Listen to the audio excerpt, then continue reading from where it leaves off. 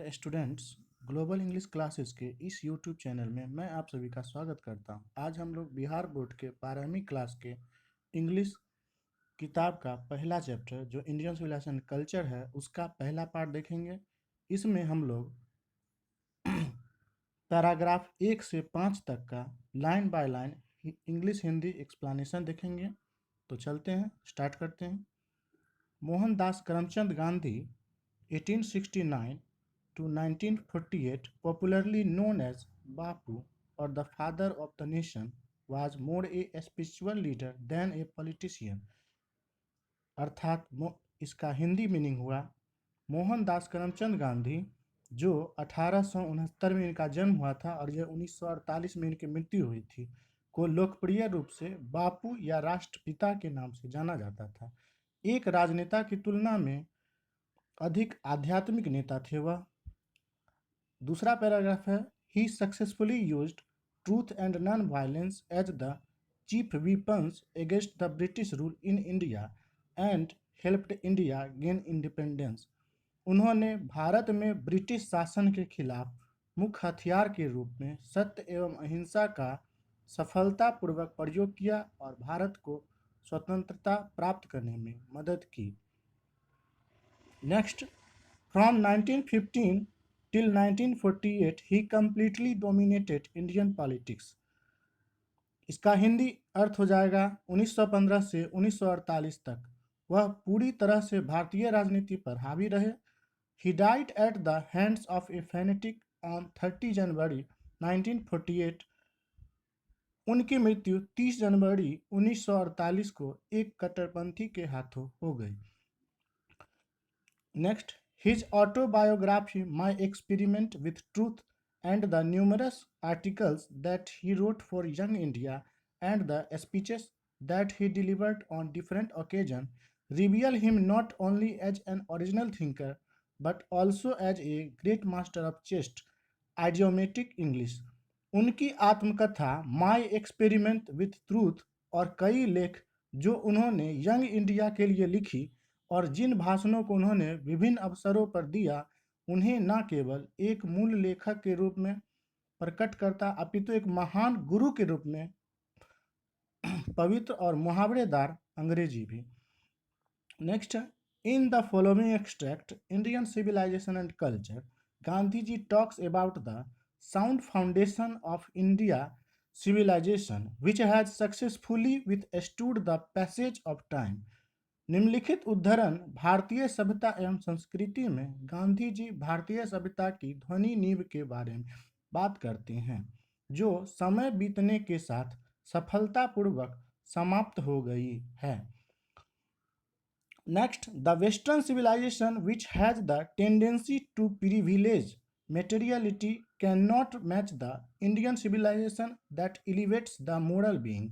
अर्थात पश्चिमी सभ्यता जिसमें भौतिकता की विशेषाधिकार प्रवृत्ति है वह भारतीय सभ्यता से मेल नहीं खा सकती है जो नैतिकता को बुलंद करती है। अब हम लोग इंडियन सिविलाइजेशन एंड कल्चर जो कि हम लोगों का चैप्टर है, अभी तक हम लोग पढ़ रहे थे महात्मा गांधी के बारे में। अब हम लोग इंडियन सिविलाइजेशन एंड कल्चर जो कि चैप्टर है उसका हम 1 से 5 तक पैराग्राफ को देखेंगे, हिंदी इंग्लिश दोनों। I believe that the civilization India has evolved is not to be beaten in the world। Gandhi ji कहते हैं कि मेरा मानना है कि भारत जिस सभ्यता में विकसित हुआ है उसे दुनिया में पीटा नहीं जा सकता है। Next, nothing can equal the seeds sown by our ancestors, यानी हमारे पूर्वजों द्वारा बोए गए बीजों के बराबर कुछ नहीं हो सकता है, कोई दूसरा कुछ हो ही नहीं सकता है। Next, Rome went Greece shared the same fate, the might of the Pharaohs was broken, Japan has become westernised, of China nothing can be said but India is still somehow or other sound at the foundation. Rome गया अर्थात जाना का मतलब हो गया यहाँ पे मिट जाना या खत्म हो जाना। यूनान ने साझा किया है, यानी उसी रोम के ही रास्ते पर यूनान जा रहा है। दोनों के एक जैसे ही नसीब हैं। प्राचीन मिस्र के शासकों खंडित हो गए हैं, अर्थात फराओज जो हम लोगों ने वर्ड देखा, वह प्राचीन मिस्र के शासकों को फराओज कहा जाता था। जापान पश्चिमी की ओर भागता चला जा रहा है, यानी कि पश्चिमी सिविलाइजेशन को वह अपनाता जा रहा है। चीन के बारे में कुछ भी नहीं कहा जा सकता, लेकिन भारत अभी भी किसी ना किसी तरह की नींव पर खड़ा है। नेक्स्ट है, the people of Europe learn their lessons from the writings of the men of Greece और Rome which has exist no longer in their former glory. अर्थात यूरोप के लोग यूनान या रोम के पुरुषों के लेखन से अपने सबक सीखते हैं, जो अब अपने पूर्व गौरव में मौजूद नहीं है। ठीक है। Next, in trying to learn from them the Europeans imagine that they will avoid the mistakes of Greece and Rome. उनसे सीखने की कोशिश में यूरोपियन लोग कल्पना करते हैं कि वे यूनान और रोम की गलतियों से बचेंगे। Next, such is their pitiable condition. इस तरह से उनका जो स्थिति हो गया वह दयनीय होता चला जा रहा है। नेक्स्ट है, in the midst of all this India remains immovable and that is her glory.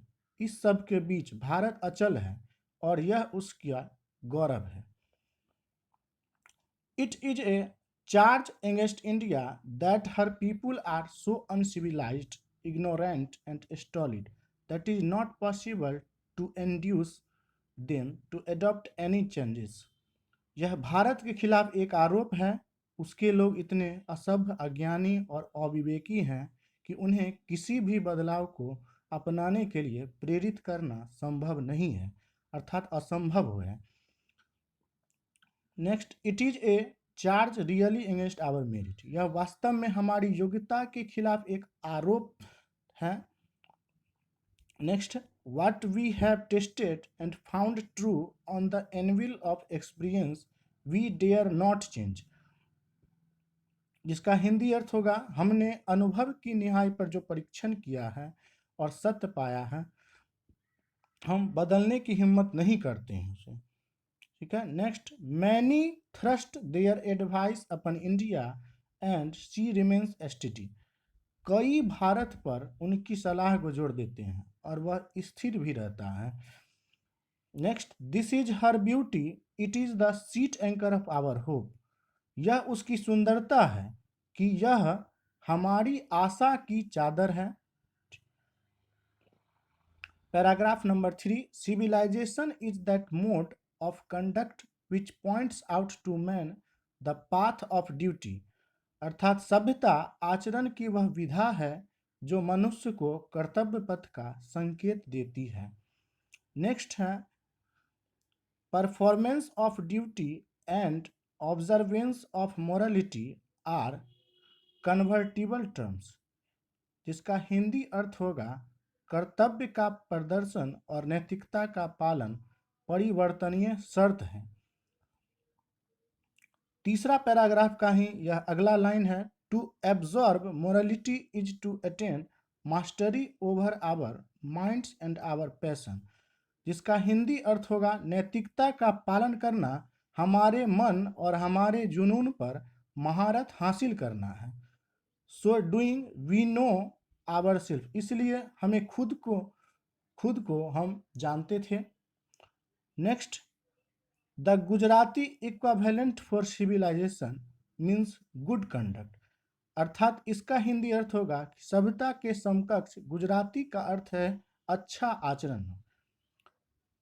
चलते हैं, नेक्स्ट पैराग्राफ है 4 number, if this definition be correct then India as so many writers have shown has nothing to learn from anybody else and this is as it should be। इसका हिंदी अर्थ होगा, यदि यह परिभाषा सही है तो भारत, जैसा कि कई लेखकों ने दिखाया है, किसी और से सीखने के लिए कुछ नहीं है और यह हम हैं कि हमें यह ध्यान रखना है। चलते हैं आज का last paragraph 5 number, we noticed that the mind is a restless bird, the more it's gets the more it wants and still remains unsatisfied। हमने समीक्षा किया है कि मन एक बेचैन पक्षी के समान है, जितना अधिक यह प्राप्त करता है उतना ही अधिक प्राप्त करना चाहता है और असंतुष्ट ही रह जाता है।